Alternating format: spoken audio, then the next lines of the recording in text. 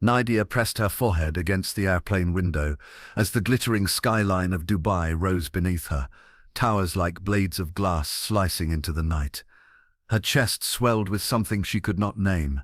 Hope, fear, maybe both. Back home in her small apartment, she had dreamed of this life. Marble floors, endless sunshine, and a man who promised her everything she thought she deserved. Kareem was waiting at arrivals, his tailored suit a darker shade than his warm smile. He slipped her bags from her hand as if weight never belonged to her. "You're finally here," he said, voice low, measured, wrapping around her like silk. She nodded, unable to find words, overwhelmed by the strangeness of stepping into a world she had only glimpsed on glossy magazine covers. The city unfolded through tinted car windows, boulevards lined with palms, malls spilling light into the desert sky. Kareem spoke of business meetings, properties, and a life where she would never have to lift a finger. "You'll be safe with me," he said, glancing at her with a look that lingered too long, as though searching for an answer she hadn't given. That evening, he led her into a restaurant suspended above the city, its windows opening onto towers glowing like embers. The waiters bowed, silent, attentive. Kareem ordered without asking her preference, yet she smiled politely, telling herself this was refinement, not control. When the dessert arrived, he slid a small velvet box across the table. Her breath caught as the lid revealed diamonds strung like frozen fire. "For you," he said simply, fastening the necklace around her throat with fingers that brushed her skin too deliberately. The jewels rested heavy against her collarbone, beautiful but suffocating. "You don't have to," she began, but he silenced her with a soft smile. "Nadia, I want you to shine the way you deserve. Don't refuse me this." Later, in the quiet of his penthouse balcony, the city stretched infinite beneath them. She leaned on the glass railing, feeling the necklace dig into her skin, wondering why its brilliance unsettled her more than it thrilled. Kareem stepped behind her, close enough that she felt his breath on her hair. "Do you believe me now?" he asked. "Believe what?" "That I'll give you everything." His voice carried a weight that was both promise and warning. Nadia forced a smile, though unease coiled in her stomach. Back home, her mother's last words had been sharp. "Be careful. Diamonds shine, but they cut too." She had laughed then. Now, with Kareem's gaze pressing into her, the words echoed like an omen. Inside, the necklace glimmered against her reflection in the mirror, each facet scattering light across the room. Yet in her eyes, shadows lingered, faint but undeniable. She told herself it was only exhaustion, only nerves, not the beginning of something she could not yet name. And still, as she lay down that night, the diamonds did not sparkle like gifts. They felt like chains, delicate but unbreakable. The days that followed blurred in a haze of luxury. Kareem's world unfolded like a gilded stage, chauffeur-driven cars, private shopping trips, endless suites in hotels where even the walls gleamed. At first, Nadia tried to tell herself she was lucky. Every gift was proof she mattered. Every whispered compliment felt like a crown placed on her head. But soon the gifts became relentless. A designer handbag waiting at breakfast, shoes she never chose in colors she would never wear, another necklace, another ring, each more extravagant than the last. She smiled, accepted, thanked him, while deep inside she began to feel buried beneath the sparkle. One evening, when he presented her with a diamond-studded watch, she laughed nervously. "Kareem, it's too much. You don't have to keep buying me things." He leaned back, studying her face, his expression unreadable. "Too much? I mean, I appreciate it, but I'd rather just spend time with you." For a long moment, silence pressed between them. Then his smile returned, slow, practiced. "Time with me is already priceless. These," he tapped the glittering watch in her palm, "are just reminders of what you're worth. Don't ever say it's too much again." His voice was calm, but a sharpness cut through it, leaving her throat dry. She forced another smile, nodding as if she understood. By the third week, she noticed a shift. Every gift carried a demand. The dress he bought had to be worn that night. The jewelry was not to be taken off unless he said so. Even her phone felt watched. He asked who she called, how long she spoke, why she laughed at certain messages. One afternoon, while slipping on a silk dress he had chosen, she whispered into the mirror, "This isn't me." Her reflection stared back, draped in jewels, yet hollow-eyed beneath the mask. Later that night, they dined at a rooftop lounge, the city sprawling beneath them in restless light. Nadia tried again, her voice cautious. "Kareem, do you ever wonder if maybe we're moving too fast?" He didn't answer right away. His hand rested over hers, heavy, unyielding. "Fast?" His eyes narrowed, glinting like the stones around her neck. "You think love has rules about time?" Sometimes I feel overwhelmed." His fingers tightened until she winced. The smile that followed was thin, almost mocking. "Overwhelmed is what women say when they don't realize what they've been given. Do you know how many dream of being where you are, of being mine?" The word mine struck her like a cage snapping shut. She looked away, blinking back the sting in her eyes. On the drive back, the silence was suffocating. She tried to focus on the skyline, on the beauty she once admired, but every light seemed harsh, every shadow menacing. That night, as she unclasped the diamond necklace and set it on the table, it caught the glow of the city outside, throwing fractured light across the room. She stared at it, her chest heavy. Once, she had thought jewels meant love. Now they felt like weights dragging her deeper into something she couldn't escape. Somewhere inside, a thought formed, fragile, but insistent. This wasn't a gift. It was a leash. Whispers reached Nadia before she wanted to believe them. It started at a cafe in Jumeirah, where she met a woman named Lila, introduced by a mutual acquaintance. Lila's eyes lingered too long on the necklace at Nadia's throat, before she leaned in and said softly, "Be careful with him." Nadia stiffened. "What do you mean?" "You know Kareem isn't free, don't you?" The words struck like ice. Nadia shook her head, forcing a laugh. "He's not married." Lila smiled sadly, as if she had seen this story play out before. "That's what he tells them all." That night, back in the penthouse, Nadia found herself staring at Kareem while he scrolled through messages on his phone. His face, illuminated by the screen's glow, looked cold, detached. For the first time, she noticed how little of himself he ever shared. His past, his family, his heart, always hidden behind charm and gifts. When she asked, "Do you have anyone else?" he didn't flinch. He simply set the phone down and met her gaze. "Why would you ask me that?" "I just need to know." His silence stretched, his expression unreadable. Then came the smile, practiced and calm. "Don't listen to jealous women. They see what you have and want to destroy it." But the seed of doubt was planted. Days later, Nadia overheard two women whispering outside a boutique while she tried on another dress. Kareem insisted she wear. She caught fragments. "His wife doesn't know. Another girl before." The words clawed at her chest, leaving her breathless in the fitting room. When she confronted him that evening, her voice trembled. "Kareem, is it true? Do you have a wife?" For a moment, rage flashed across his face, raw and unfiltered. Then, just as quickly, it vanished, replaced by a cold chuckle. "Even if I did, would it change what we have?" "It would change everything." His hand slammed against the table, rattling the cutlery. "Don't test me, Nadia." His tone was quiet, but his eyes blazed. "You don't walk away from me, do you understand?" She shrank back, heart hammering. He reached across, lifting her chin with unsettling gentleness. "I chose you.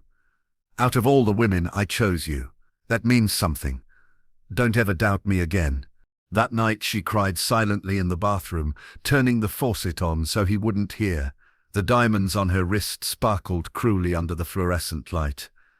She wanted to tear them off, throw them into the sink, but fear kept her hand frozen. Her phone buzzed with a message from Lila. "Leave before it's too late." Nadia stared at the words until her vision blurred. She thought of home, of her mother's warnings, of a life that now felt galaxies away. The next morning, Kareem acted as if nothing had happened. He kissed her cheek, placed keys to a new car in her hand, and whispered, "Don't make me angry again." The sweetness of his gesture felt poisoned, like sugar laced with venom. Nadia realized she was no longer free. Every gift bound her tighter. Every smile concealed the threat beneath. She began to answer calls in whispers, her voice flat when speaking to family. Everything's fine, she told them, though her eyes said otherwise. But at night, when Kareem's gaze followed her across the room, unblinking, she knew the cracks had widened too far to ignore. Behind his charm, behind the glittering world he built, something dangerous was waiting to erupt. The fight began over nothing, as so many of their clashes did. Nadia had declined a dinner invitation, saying she felt tired. Kareem's jaw tightened, his voice like glass breaking. Tired? Or avoiding me? She tried to steady her tone. I just need space tonight. His eyes hardened. Space? He laughed, bitter and sharp. After everything I've given you, now you want space? The walls of the penthouse seemed to close in. Nadia felt the weight of every gift pressing down on her. She reached for her phone, but he snatched it before her fingers touched the screen. You don't need anyone but me. Hours later, his temper cooled, but the silence between them cut deeper than his rage. He told her to get dressed, his voice flat, controlled. We're going for a drive. The car sped through Dubai's glittering streets, the towers blurring into streaks of light. Nadia sat rigid in the passenger seat, the diamonds on her wrist cold against her skin. Kareem said nothing, his hands gripping the wheel too tightly, his face unreadable. As the city lights faded, desert stretched into darkness. Nadia's chest tightened. Where are we going? Somewhere quiet. His answer carried no warmth, no reassurance. They stopped at a deserted parking lot on the outskirts, lit only by a flickering street lamp. The silence was so complete it roared in her ears. Kareem stepped out, motioning for her to follow. The air smelled of sand and dust. Nadia's heels clicked against the concrete as she approached him. He turned, his eyes burning with something she had never seen before, hatred unmasked. You made me into a fool, he said, questioning me, listening to lies. Her breath came fast. Kareem, please, I never meant... Silence. He pulled a small container from his jacket, its contents sloshing ominously. Her heart lurched as realization struck. No, what is that? His lips curved into a smile that chilled her blood. A reminder that you are mine, and if I cannot keep you beautiful for me, no one will. Before she could move, liquid fire seared across her face and chest. The pain was instant, blinding, a scream tearing from her throat and splitting the night. She dropped to her knees, clawing at her skin as the acid burned through flesh, smoke rising into the air. She heard his footsteps retreat, calm, unhurried. Through the haze of agony, she saw him toss the empty container aside, his silhouette framed by the harsh glow of the street lamp. Kareem, she choked, her voice breaking. But he only looked down at her, expression cold, detached. Now no one will want you. His words fell like a curse before he turned and walked back to the car. The engine roared to life, headlights sweeping over her broken figure before disappearing into the desert road. Nadia lay writhing on the concrete, every breath a ragged gasp. The diamonds around her neck glimmered in cruel contrast to the destruction consuming her body. She clawed at the necklace, ripping it free, the chain cutting her burned fingers as it fell beside her. The world narrowed to pain and darkness. She pressed her face to the ground, praying for death, yet clinging to life. Somewhere in the distance, a dog barked, a reminder that the city was not as far as it felt.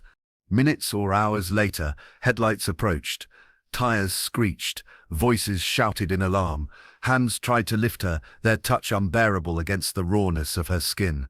Someone yelled for an ambulance.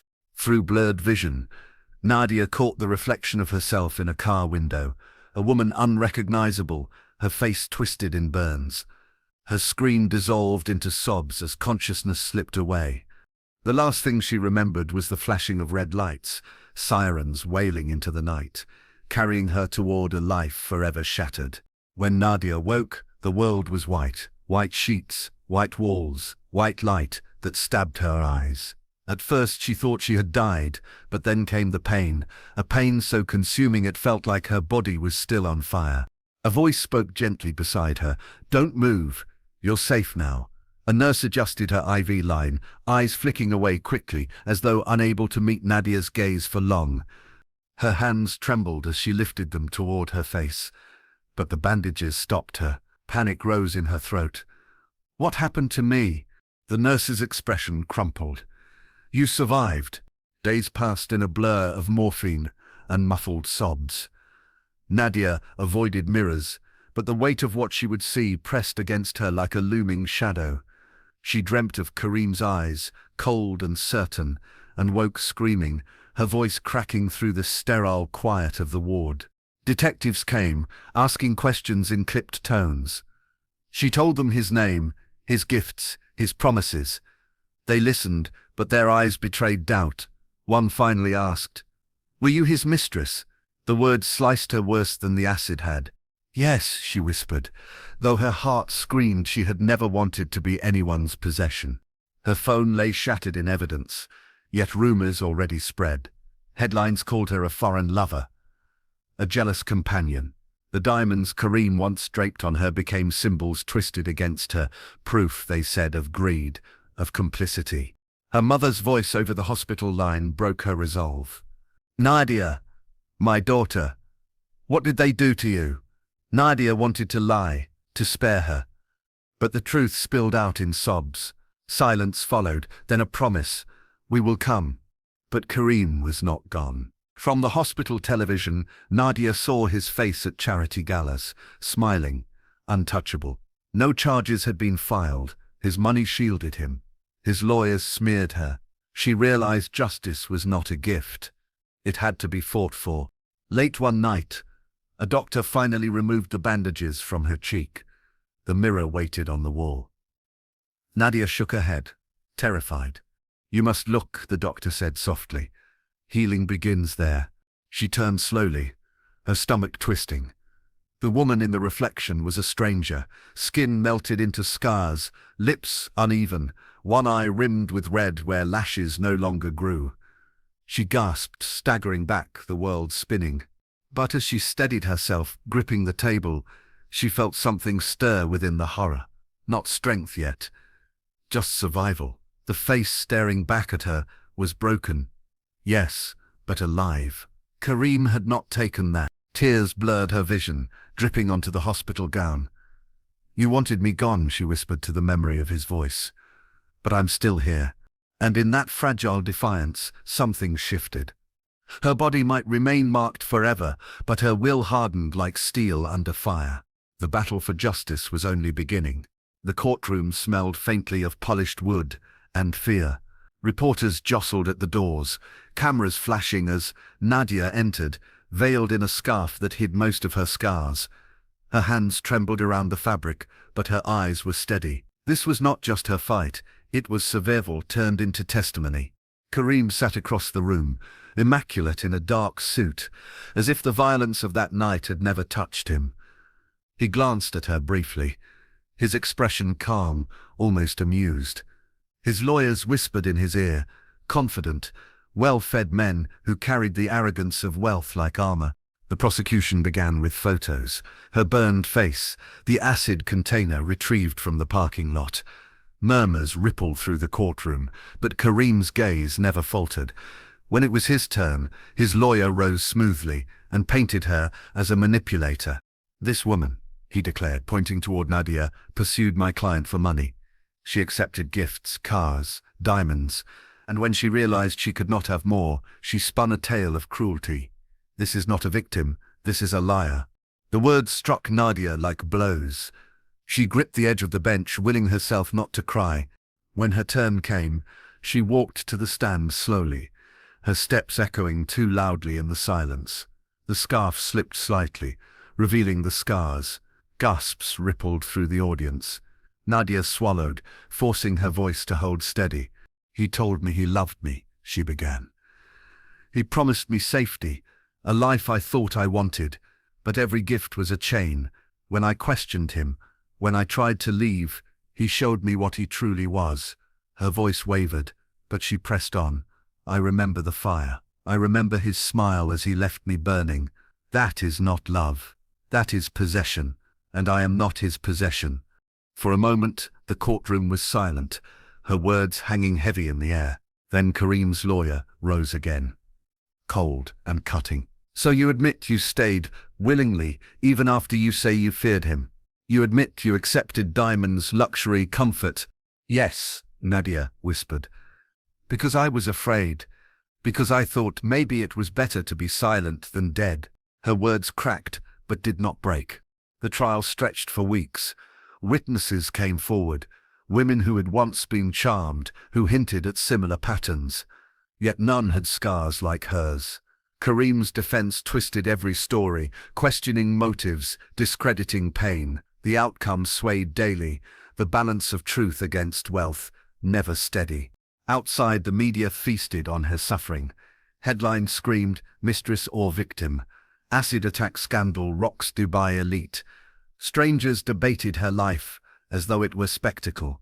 Each night, Nadia returned to the mirror, rehearsing her resolve. The reflection no longer made her flinch. Scars or not, she was still breathing, still fighting.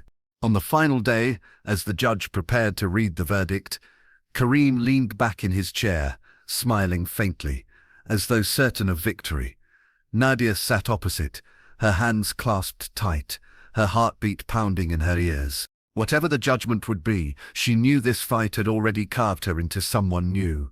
The question was whether justice would follow, or whether she would walk out into the world carrying only her scars and the shadow of a man who believed himself untouchable.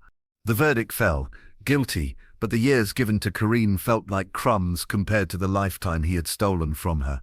Cameras flashed as he was led away, smiling faintly, unrepentant. Nadia stood outside the courthouse, scars bared, her voice steady for the first time. "He tried to destroy me, but I am still here." Her words spread across headlines, transforming her from victim to survivor. At night, the nightmares lingered, yet she refused to be defined by them. One day she opened the velvet boxes of diamonds, once symbols of love, then chains of control. Piece by piece, she donated them to a foundation for women scarred like her. Walking into the sun, lighter at last, she whispered into the wind, "You didn't win." In the dust of everything Kareem left behind, Nadia found not an ending but a beginning.